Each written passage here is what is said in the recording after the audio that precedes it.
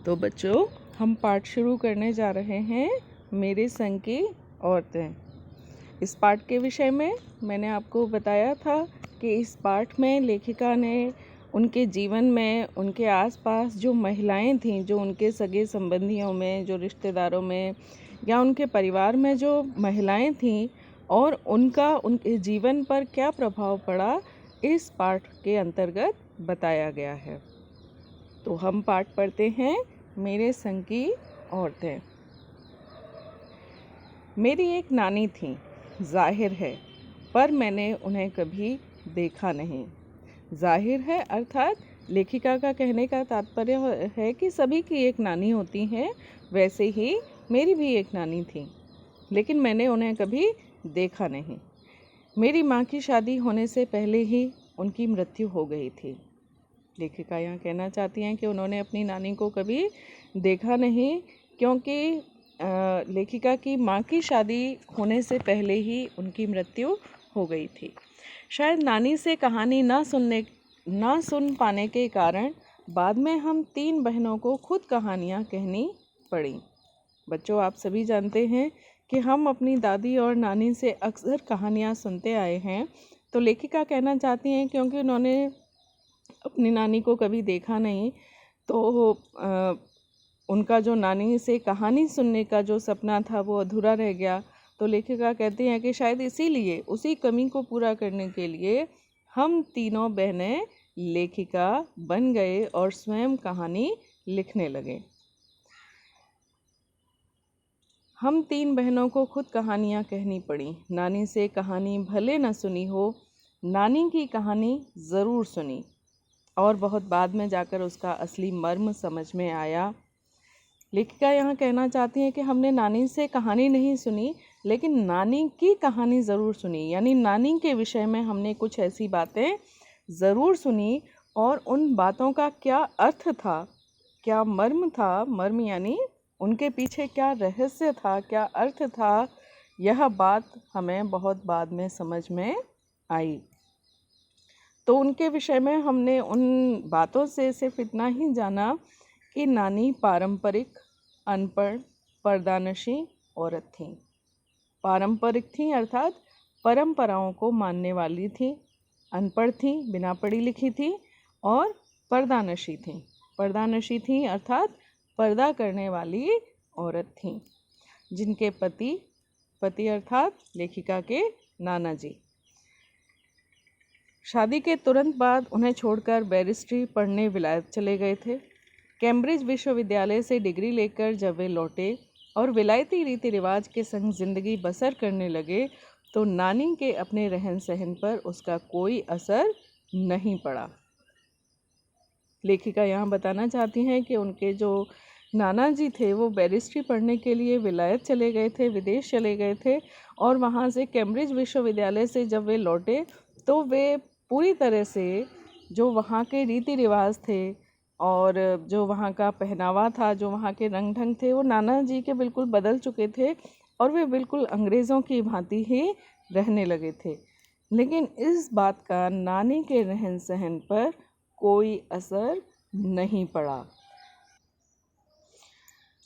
न उन्होंने अपनी किसी इच्छा, आकांक्षा या पसंद नापसंद का इजहार पति पर कभी किया। यानी ना तो उन्होंने अपने पति के जीवन में कोई दखल दिया और ना ही उनके रीति रिवाज से, उनके रहन सहन से खुद को प्रभावित होने दिया। वे स्वयं जिस तरह से रहती थी, पर्दा करती थीं और बहुत परंपराओं को निभाने वाली थीं, परंपराओं को मानने वाली थीं, तो उनके जीवन पर उनके पति के रहन सहन का कोई प्रभाव नहीं पड़ा और ना ही उन्होंने पति पर कभी अपनी पसंद नापसंद को जाहिर किया कि भाई मुझे ये पसंद है, ये नहीं पसंद है, या मेरी ऐसी इच्छा है, या मेरी कोई आकांक्षा है, मैं उसे पूरा करना चाहती हूँ।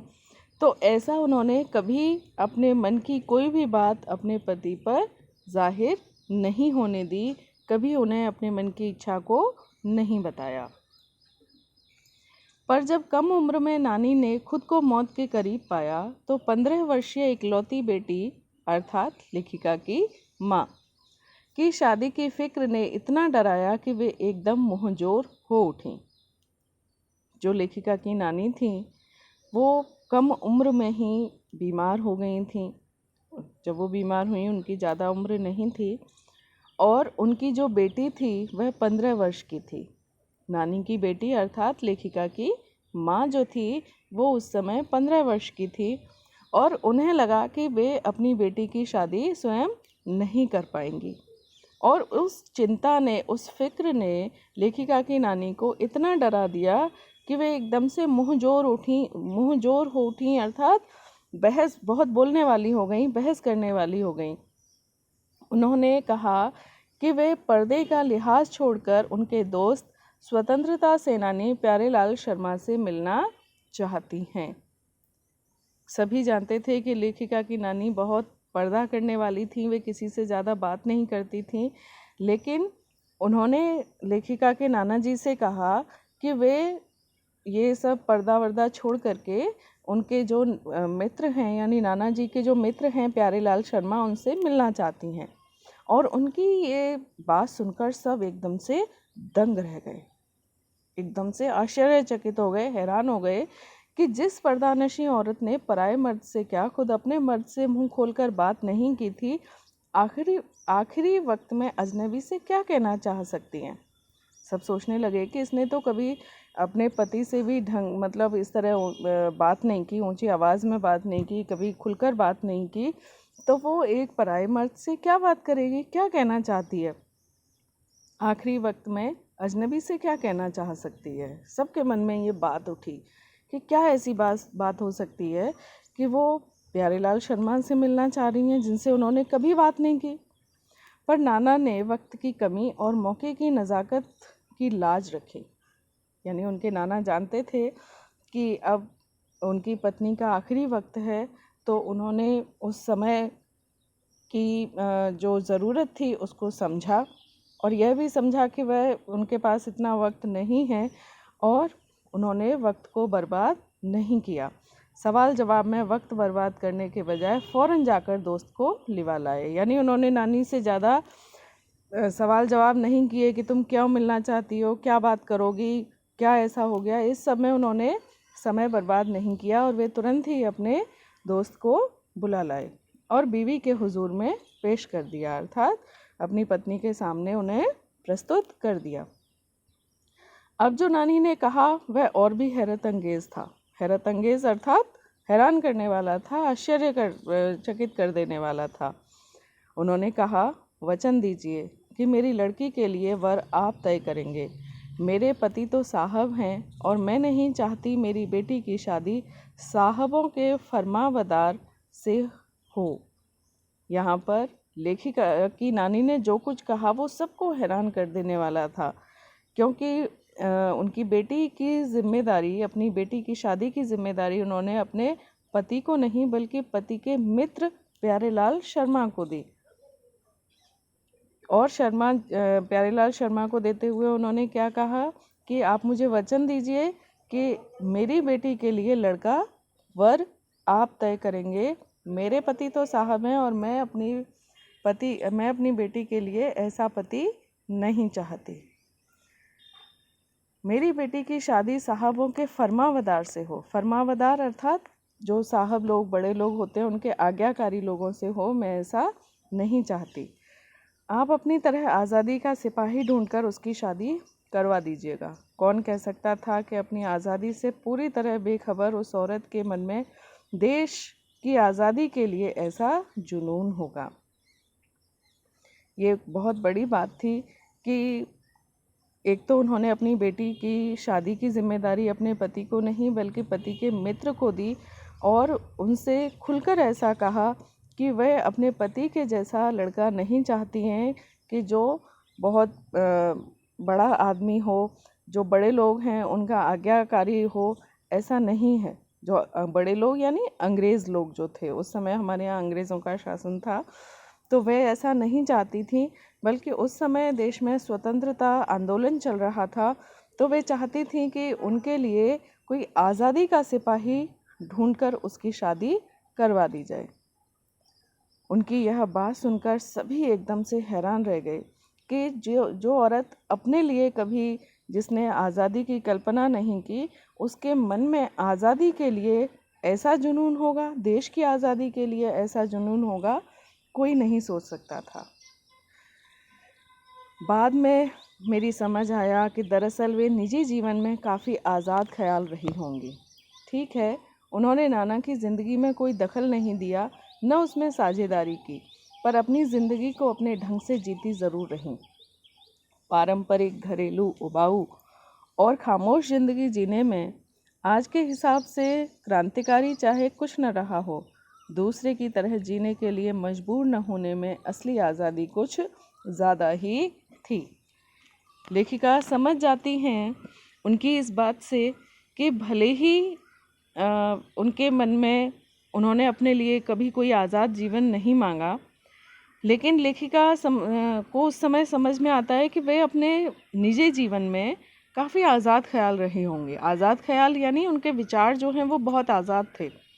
उन्होंने नाना के जीवन में कोई दखल नहीं दिया, उसमें कहीं कोई रुकावट नहीं पैदा की, लेकिन अपनी ज़िंदगी को अपने ढंग से जीती ज़रूर रहीं। यानी उन्होंने अपनी ज़िंदगी को भी नाना जी के अनुसार परिवर्तित नहीं किया, वे अपनी ज़िंदगी को अपने अनुसार जीती रहें। पारंपरिक, घरेलू, उबाऊ और खामोश ज़िंदगी जीने में आज के हिसाब से क्रांतिकारी चाहे कुछ न हो, लेकिन लेखिका यहाँ पर कहती है कि भले ही दूसरों को ऐसा लगे कि ये पारंपरिक परंपराओं को निभाते हुए ये घरेलू ज़िंदगी जो उबाऊ होती है, जिसमें कुछ भी ऐसा नहीं होता है कि जो बहुत मनोरंजक हो, खुश करने वाला हो, ऐसी ज़िंदगी जीने में क्या आज़ादी। लेकिन लेखिका कहती है कि भले ही इसमें दूसरों को कुछ भी ऐसा क्रांतिकारी ना लगे कि ऐसा क्या आज़ाद ख्याल थी, हमेशा परंपराओं को निभाते हुए जीती रहीं, हमेशा अपने घर में ही, बाहर कभी नहीं निकली, घरेलू ज़िंदगी ही जीती रहीं, लेकिन लेखिका कहती है कि इस तरह जीने में, दूसरे की तरह जीने के लिए मजबूर ना होने में असली आज़ादी कुछ ज़्यादा ही थी। यानी कम से कम उन्होंने दूसरों को अपने जीवन पर हावी नहीं होने दिया, दूसरों के हिसाब से अपने जीवन को नहीं जिया, और यह भी एक आज़ादी ही थी। खैर, इस तरह मेरी माँ की शादी ऐसे पढ़े लिखे होनहार लड़के से हुई जिसे आज़ादी के आंदोलन में हिस्सा लेने के अपराध में ICS के इम्तिहान में बैठने से रोक दिया गया था, और जिसकी जेब में पुश्तैनी पैसा धेला एक नहीं था। यानी इस तरह लेखिका बताती हैं कि प्यारेलाल शर्मा जी को जो जिम्मेदारी दी गई थी उन्होंने उसे बखूबी निभाया, और लेखिका की माँ की शादी एक ऐसे पढ़े लिखे होनहार लड़के से हुई जो आज़ादी के आंदोलन में हिस्सा लेने के अपराध में ICS के इम्तिहान में बैठने से रोक दिया गया था, अर्थात उन्हें ICS के इम्तिहान में बैठने नहीं दिया गया था, और जिनके पास अपना पुश्तैनी यानी पुराना कोई भी पैसा धेला एक भी नहीं था। यानी उन जो पारिवारिक एक चला आता है कि भाई उनके पास एक बहुत पैसे वाले लोग होते हैं जिनके दादा परदादा, तो उन्हें उनके पास पुश्तैनी पैसा होता है, पारिवारिक एक परंपरा के अनुसार उनके पास पैसा चला आता है, लेकिन उनके जो पिता थे, लेखिका के पिता, उनके पास ऐसा कुछ भी नहीं था। माँ बेचारी अपनी माँ और गांधी जी के सिद्धांतों के चक्कर में सादा जीवन जीने और ऊंचे ख्याल रखने को मजबूर हुई। यहाँ पर लेखिका ने बताया है कि उनकी नानी अर्थात लेखिका की माँ और गांधी जी के सिद्धांतों के चक्कर में, गांधी जी के सिद्धांतों का पालन कौन करता था? लेखिका की माँ के पति अर्थात लेखिका के पिता, जो एक स्वतंत्रता सेनानी थे, तो वे गांधी जी के सिद्धांतों का पालन करते थे, और उनकी माँ की वजह से उनकी शादी एक स्वतंत्रता सेनानी से हुई थी। तो लेखिका की जो माँ थी वो इन दोनों के चक्कर में फंस करके बेचारी सादा जीवन जीने और ऊंचे ख्याल रखने पर मजबूर हुई। हाल उनका यह था कि खादी की साड़ी उन्हें इतनी भारी लगती थी कि कमर चनका खा जाती अर्थात उनकी कमर में एक जैसे कहते हैं ना, कोई परेशानी हो जाती थी उनको, उनकी कमर लचक जाती थी, रात रात भर जागकर वे उसे पहनने का अभ्यास करती थी। यानी पहले शादियां जो होती थी बच्चों, वो काफ़ी कम उम्र में हो जाती थी। तो इसी तरह से लेखिका की माँ की शादी भी कम उम्र में ही हुई थी। तो उन्हें खादी की साड़ियाँ पहनने का कोई अभ्यास नहीं था। तो रात को वो जाग जाग करके रात को साड़ियाँ पहनने का अभ्यास करती थीं, जिससे दिन में शर्मिंदगी ना उठानी पड़े। वे कुछ ऐसी नाजुक थीं कि उन्हें देखकर उनकी सास यानी मेरी दादी ने कहा था, हमारी बहू तो ऐसी है कि धोई पोंछी और छींके पर टांग दी। गनीमत यही थी कि किसी ने उन्हें छींके पर से उतारने की पेशकश नहीं की। यहाँ ये बात बहुत महत्वपूर्ण है कि जो लेखिका की माँ की सास थी, यानी जो लेखिका की दादी थी, वे अपनी बहू के बारे में अर्थात लेखिका की माँ के बारे में कहती थीं कि हमारी बहू तो ऐसी है, इतनी नाजुक है कि बस धोई पोंछी और छींके पर टांग दी। देखिए, हमारे घर में कई तरह की चीज़ें होती हैं। एक वे चीज़ें होती हैं जिन्हें हम हर रोज़ इस्तेमाल करते हैं, एक वे चीज़ें होती हैं जिन्हें हम कभी कभी इस्तेमाल करते हैं, और कुछ ऐसी सुंदर और कीमती चीज़ें होती हैं जिन्हें हम कभी इस्तेमाल नहीं करते, लेकिन उन्हें हम अपने शोकेस में रखते हैं सजा करके, है ना। उनको सजा कर रखते हैं और समय समय पर उनको बस धोया, पोंछा, साफ़ किया और फिर से वापस से सजा देते हैं। क्यों सजा देते हैं? क्योंकि हमें लगता है कहीं ये टूट न जाए, ये बहुत सॉफ्ट है और बहुत ही ज़्यादा कीमती हैं। तो ऐसी विशेष चीज़ों को हम हमेशा घर में सजा कर रखते हैं। तो उनकी जो लेखिका की जो माँ थी, वो भी एक तरह से उस घर में शो पीस की तरह थी कि जिसे उस घर के किसी भी काम को करने नहीं दिया जाता था। वो कर ही नहीं पाती थी, अपनी साड़ी भी नहीं पहन पाती थी ढंग से। वो बस उसे ही पहनने का प्रयास करती रहती थी और साड़ी पहनने में ही उनकी कमर में लचक आ जाती थी, इतनी ज़्यादा नाजुक थी। तो उनकी जो दादी थी वो कहा करती थी कि वह तो ऐसी है कि बस मतलब धोई पोंछी और छींके पर टांग दी, अर्थात बस सजा धजा कर उन्हें बस बिठा दो। गनीमत यही थी कि किसी ने उन्हें छींके पर से उतारने की पेशकश नहीं की, अर्थात यह अच्छा रहा कि किसी ने उनसे घर का काम करवाने की कोशिश नहीं की, क्योंकि लेखिका की जो माँ थी वो बहुत बड़े घर से आई थी। लेखिका के माँ के जो पिता थे अर्थात लेखिका के जो नाना जी थे, उनका समाज में बहुत सम्मान था, उन्हें बहुत बड़ा एक रुतबा हासिल था। तो उसके कारण उनकी माँ का भी अपनी ससुराल में बहुत मान सम्मान था। अब आगे कल पढ़ते हैं।